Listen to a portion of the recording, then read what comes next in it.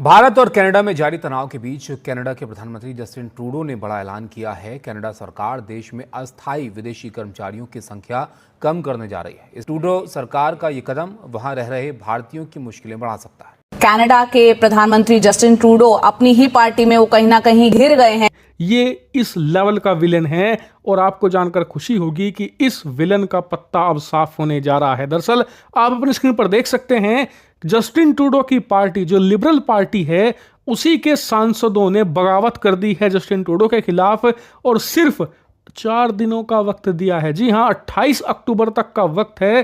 Trudeau ने पूरा का पूरा भारत वाला गेम ही इसलिए खेला था ताकि वो लोगों को डाइवर्ट कर सके, जिसको ट्रूडो का ड्रामा शो उन्होंने जो रन किया था वो डिस्ट्रैक्शन था डोमेस्टिक इश्यूज से, वो डिस्ट्रैक्शन था चाइनीज इन्फ्लुएंस से, वो डिस्ट्रैक्शन था उनकी खुद की कमजोर होती हुई पकड़ से। जो लोग भारत से जानते हैं, इंक्लूडिंग वो लोग भी जो वहाँ जाकर के भारत के झंडे जलाते हैं, खालिस्तानी सपोर्टर बन जाते हैं, सब के खिलाफ कनाडा की सरकार ने, ट्रूडो सरकार ने एक जो है वो बिल लाने का फैसला किया था और ये साफ कर दिया था कि अब हम नॉन कैनेडियंस को यहाँ पर आना रोकेंगे, उनकी हम जॉब्स कम करेंगे, उनके खिलाफ हम सब कुछ करेंगे। और सबसे बड़ा निशाना किसी पर था तो वो इंडियंस पर ही था कि भाई इंडिया का जो लोग यहाँ पर ज़्यादा आ रहे हैं उनको हम नहीं आने देना चाहते, खास तौर पर जो खालिस्तानी सपोर्टर हैं वो आ जाएं, बाकी जो प्रो इंडियंस हैं वो कोई भी नहीं आना चाहिए।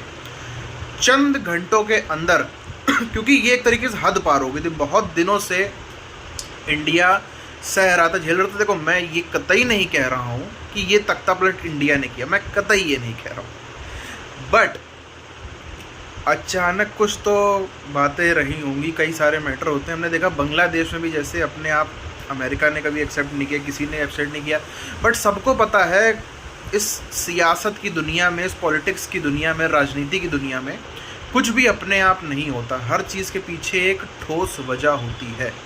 भारत और कनाडा में जारी तनाव के बीच कनाडा के प्रधानमंत्री जस्टिन ट्रूडो ने बड़ा ऐलान किया है। कनाडा सरकार देश में अस्थायी विदेशी कर्मचारियों की संख्या कम करने जा रही है। इसे लागू करने के लिए ट्रूडो सरकार कंपनियों पर सख्ती करेगी। प्रधानमंत्री जस्टिन ट्रूडो ने सोशल मीडिया प्लेटफॉर्म एक्स पर लिखा कि हम कनाडा में अस्थायी विदेशी कर्मियों की संख्या कम करने जा रहे हैं।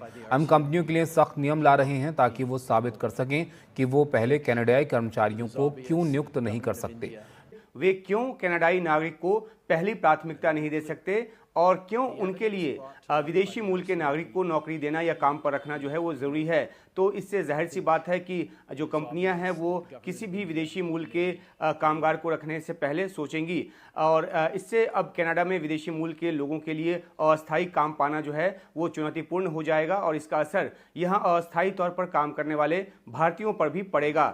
जो आंकड़े उपलब्ध हैं उसके मुताबिक कनाडा में जो कुल वहाँ पे ट्रूडो सरकार का ये कदम वहाँ रह रहे भारतीयों की मुश्किलें बढ़ा सकता है। अगर भारत के लोगों से एक सर्वे में पूछा जाए कि भारत के सबसे बड़े दुश्मन देशों का नाम बताइए, तो उसमें चीन, पाकिस्तान के साथ साथ अब से कनाडा का नाम भी जोड़ा जाएगा। और इसके लिए कनाडा एज अ कंट्री या वहाँ के लोग जिम्मेदार नहीं हैं, इसके लिए जिम्मेदार है कनाडा का सिर्फ एक आदमी, जो उनका प्रधानमंत्री है, इसका नाम है जस्टिन ट्रूडो। ये आदमी ये इस लेवल का विलन है और आपको जानकर खुशी होगी कि इस विलन का पत्ता अब साफ होने जा रहा है। दरअसल आप अपनी स्क्रीन पर देख सकते हैं, जस्टिन ट्रूडो की पार्टी जो लिबरल पार्टी है, उसी के सांसदों ने बगावत कर दी है जस्टिन ट्रूडो के खिलाफ और सिर्फ 4 दिनों का वक्त दिया है। जी हां, 28 अक्टूबर तक का वक्त है कि या तो तुम इज्जत से इस्तीफा दो, अपनी जो बची कुची लाज है अपने देश में उसे बचा लो, वरना हम तुम्हें बहुत ही ब्रूटल तरीके से सत्ता से उखाड़ फेंकेंगे। हुआ ये कि कनाडा की जो सत्ताधारी पार्टी है, यानी कि जो जस्टिन ट्रूडो की पार्टी है ना, लिबरल पार्टी, वो इस समय सत्ता में है।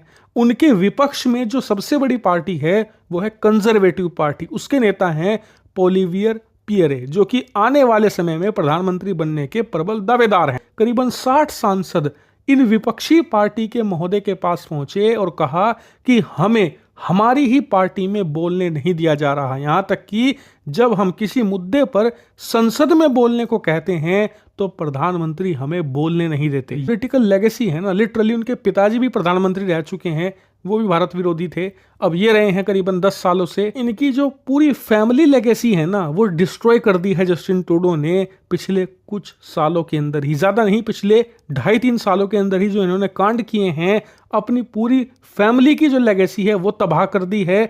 अपनी खुद की आने वाले समय में जो पॉलिटिकल भविष्य है वो दांव पर लगा दिया है बहुत बुरी तरीके से। इसीलिए अब इनकी पार्टी में विद्रोह है, इन्हें सत्ता से हटाने की पार्टी बनकर रह जाएंगे और इसके साथ ही लिबरल पार्टी का अंत भी हो जाएगा। इससे अगर बचना है तो जस्टिन ट्रूडो को बर्खास्त किया जाए, एक नया प्रधानमंत्री चुना जाए 6 महीनों के लिए, जो कुछ काम करे, लोगों के मन में थोड़ा बहुत गुस्सा कम करे, ताकि हम किसी तरीके से 100 तक पहुंचे, यानी कि मुख्य विपक्षी दल का जो पद होता है कम से कम वो हमें मिले। इन्हीं मेकर्स ने ट्रूडो के खिलाफ कू किया है, इनमें से एक भी कैबिनेट मिनिस्टर नहीं है, क्योंकि ट्रूडो ने अपने खास लोगों को ही कैबिनेट में बैठा के रखा है। यहां पर दोस्तों ये पूरा का पूरा रिपोर्ट गार्डियन ने दिया है। यहां पे आपको और एक बात बताना चाहूंगा, सीबीसी न्यूज ने भी कुछ कहा है।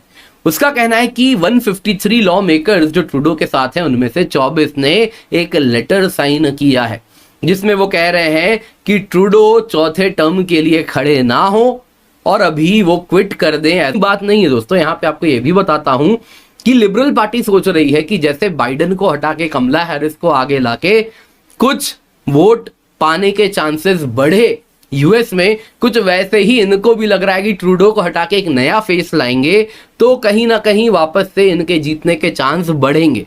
लेकिन दोस्तों यहाँ पे बात सरल है, जितने भी लिबरल एमपीज हैं वो कह रहे हैं कि अब ट्रूडो को रिजाइन करना होगा। वो कह रहे हैं कि देखिए कैसे मॉन्ट्रियल हम 30% के करीब है, 30% उनके खिलाफ 65% लोग हैं और बाकी के करीबन 5% लोग अभी नॉट श्योर में आ रहे हैं। तो इस प्रकार से जिस देश में प्रधानमंत्री की रेटिंग इतनी कम हो तो जाहिर सी बात है उनके खिलाफ तो आवाज उठेगी, और इसीलिए ट्रूडो ने इंडिया कार्ड खेला ताकि लोगों को अपने खिलाफ वो जमा कर सकें। पर दोस्तों कैनेडियन पीपल अब फेडअप हो चुके हैं। ट्रूडो को लगा कि इंडिया को एज अ दुश्मन दिखाएंगे तो कैनेडियन लोग उनके साथ आ जाएंगे और ट्रूडो को सपोर्ट करेंगे। लेकिन ट्रूडो रशिया आपके साथ 70s 80s में गेम खेलता था। जब से सोवियत यूनियन तोड़ के रशिया बना उसने गेम खेलने बंद कर दिए, क्योंकि ही नोज यार ये। फिर उसने 2008-9 में करने की कोशिश करी थी जब पाकिस्तान को हेलीकॉप्टर भेज दिए थे लेकिन उस टाइम पे आप क्या कर रहे थे सर? आपने न्यूक्लियर डील साइन करी थी अमेरिकन के साथ। You didn't talk to your friends and say यार listen this is not against you, don't worry, we are still there. आपकी अभी कम्युनिकेशन अच्छी है तो आप वहां से न्यूक्लियर डील भी साइन करते हो, आप वहां से ये भी ले रहे हो वो भी ले रहे हो। दे डोंट से एनीथिंग कि it can take all 3 engines। तो आप भी हेज करोगे अपनी बेट्स को।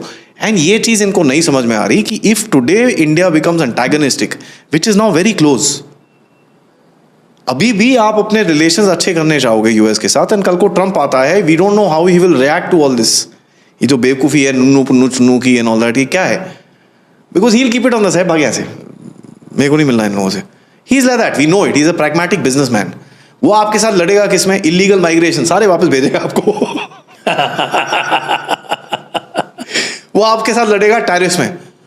तो ये बात तो तय है कि ट्रूडो अपने देश के अंदर भयंकर तरह से अनपॉपुलर होते जा रहे थे। अब तो चलो खैर उनका समय बीत ही गया एक तरह से। उसके बाद ट्रूडो की लोकप्रियता घट रही थी। ट्रूडो को अपने पार्टी के अंदर जो है वो सपोर्ट नहीं था, अपनी पार्टी को एक साथ लेके चल नहीं पा रहे थे। उनको खाली चाहिए थे जो चाटुकार टाइप के लोग, उन्हीं को मिनिस्टर बनाओ। वही एक काइंड ऑफ भारत हम देखते हैं ना, कई सारे नेताओं को अपने इर्द गिर्द एक लॉबी बना ली है।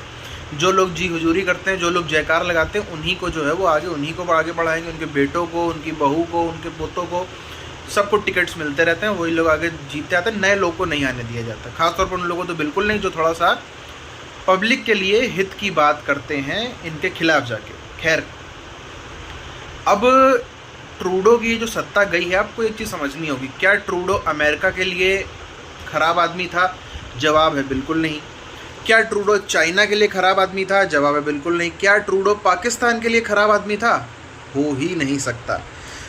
जो जिसको बोलते हैं ना बैकयार्ड ऑफ अमेरिका, अमेरिका जो खुद से नहीं कर पाता वो कनाडा के थ्रू पूरी दुनिया में करवाता है। कनाडा के ही अंदर आप देखो, दुनिया भर की, सिर्फ इंडिया की बात नहीं है।